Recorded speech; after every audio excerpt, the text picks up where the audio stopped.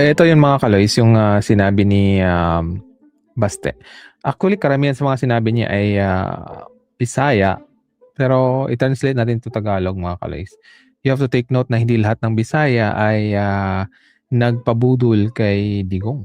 Okay? So, kung kayo po ay pagtingin nyo sa mga DDS ay parang mga low class or talagang may sayad na, huwag nyo siyang idama yung ibang mga Bisaya. Okay? Maraming matatalinong Bisaya, mga kaloys.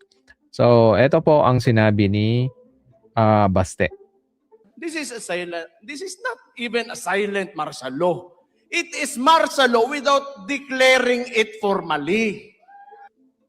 So, ano yung objective ni Baste? Bakit kailangan niyang sabihin na this is actually martial law? Unang-unang mga kaloys, dapat sabihin niya na yung tatay niya ay nagdeklara ng martial law nung sa Mindanao dahil may kaguluhan. 'Di ba? So paano niya nasabi na may martial law ngayon? Dahil ba ginigipit daw sila? Daw sila. Right? Ginagamit talaga nila yung freedom of expression, 'di ba? Wala namang wala namang kumbaga, hahayaan ka mag-express ng sarili mo pero hindi po 'yun absolute na freedom. Bawal po magkalat ng fake news na magiging sanhi ng kaguluhan, 'di ba? Pero anyway, DDS would be DDS. Parang virus na talaga 'yan, 'di ba? So, maghanap tayo ng gamot mga kaloys. At ito nga mga kaloys, gusto niyang kunin din ang loob ng mga dilawan. Na, di ba yung mga dilawan, natatakot tayo sa martial law, parang ganon, di ba? Maraming mga martial law victims. Ganon ang narration ng dilawan. And you have to take note, karamihan sa mga DDS ay galing sa dilawan na kampo. Okay, parang nahati yung dilawan. So, yun na nga, mayroon bang law victim? Ibig sabihin nun ay, ako po ay biktima ng batas. Wrong. Ikaw po ay pasaway at hindi sumusunod sa batas. Okay, so galit na galit ang mga dilawan yung mga kaloys. Pero eto na nga, gusto niyang kunin ang loob ng mga dilawan para pangkaisa at tanggalin si BBM. Pero ayaw nga ng mga dilawan kay Sara Duterte. So walang magawa itong si Baste. You know, I'm really sick and tired of politics. Noon pa naman yan, before I naging vice mayor ako. Isa pang binalik ng adik na pangulo na sabi ng kapatid niya, hindi, kailangan ko i-put into para... So ngayon ay ang reference niya ay si Amy. Nakalimutan ba niya na sinabi ng kanyang tatay? Di ba? Na mayroon tayong bangag na presidente. Di ba? Bakit nagugas kamay siya ngayon? Bakit ngayon ay inaano niya si Amy? Di ba? Hindi lang man si Amy nagsabi, pati tatay mo. Di ba? Sabihin naman ni Matibag na, oy, sinabihan mo adik, ikukulong ka, pusasan ka, nimumbuanga ka.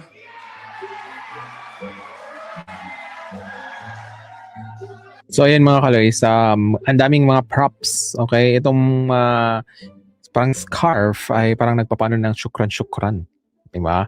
So parang astigin ang dating pag may ganyan, di ba? And yun na nga, nagpakalbo, and yung the way siya magsalita ay parang yung tatay niya. Na hindi naman siya ganun. Okay. May mga lumabas na mga dating videos niya na konyotic siya magsalita. So how come binago niya ang pagsasalita niya? 'Di ba? Dahil ba gusto niya na isipin ng mga DDS, "Oh, si Digong nabuhay sa sa kay Baste." Parang ganon, 'di ba?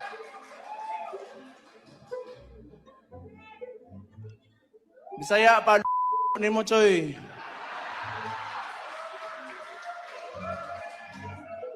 You know, tama si Mike. Tama si Mike. This is not even a silent martial law.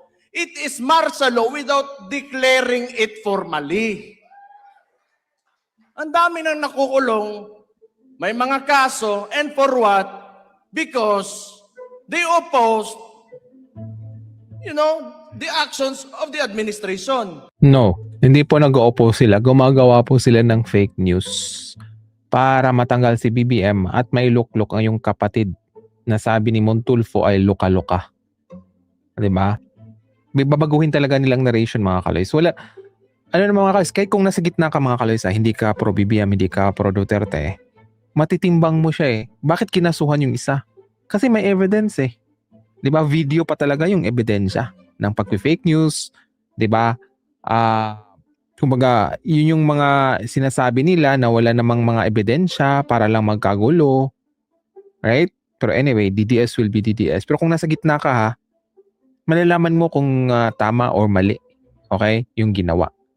Or kung pina-implement lang yung batas or namumuliti ka.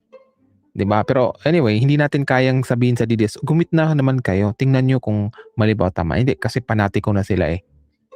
Hindi na talaga makikita yung side ng ibang kampo kasi panatiko po sila. They are not really for the interest of the Filipino people.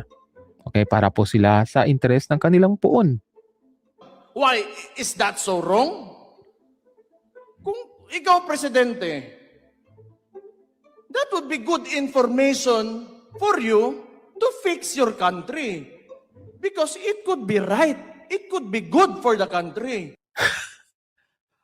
My God, mga kaloys, ang suggestion daw nila ay para may paganda ang Pilipinas. Wala naman sila suggestion, puro naman sila paninira eh.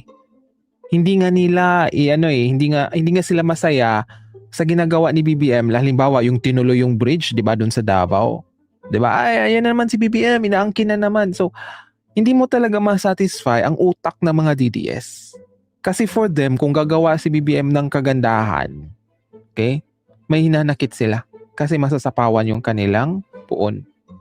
'Di ba? So, hindi ko alam kung anong pinagsasabi nitong si Baste, 'di ba? Parang nakakahiya sa mga Bisaya community na may ganitong klaseng uri na politician. Okay? So, kung kayo mga Bisaya, magpaatik pa mo sa mga taga Davao.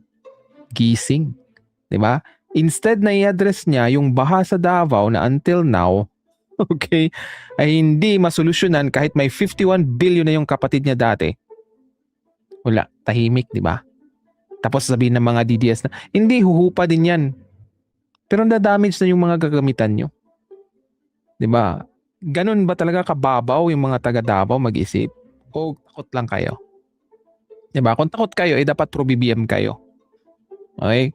Kasi talagang wawalisin talaga ni Liza Marcos yung mga Duterte. Okay? Kung takot kayo. Bakit ayaw mo ng oposisyon? Bakit ayaw mo na pagsabihan ka kung ano yung nangyayari sa lugar mo? Kasi baka kasama ka talaga sa nakaw. At ano sinabi? Hindi naman tayo magtataka. Lumabas na nga si Martin Romualdez. That was actually an admission that there are anomalies in the preparation of the budget. Ang Lumabas, walang ang ebidensya eh. 'Di ba?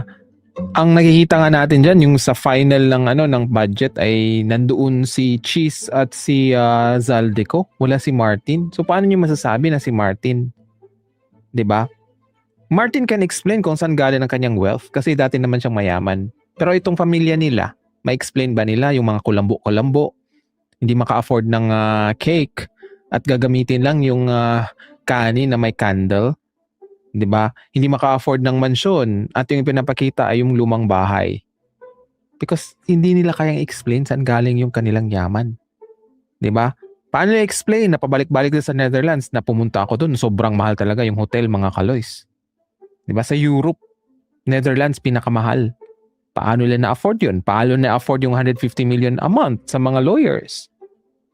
Dapat ma-explain niya yan kung malinis talaga sila. Saka sila magsalita ng masama sa ibang politicians. Sabi niya lang, hindi siya ang mastermind. And who is higher than Martin Romualdez? Sino susunod? Sino paperman ng budget? Bakit hindi niya isinama yung Senado? 'Di ba? Kasi maraming mga DDS dun.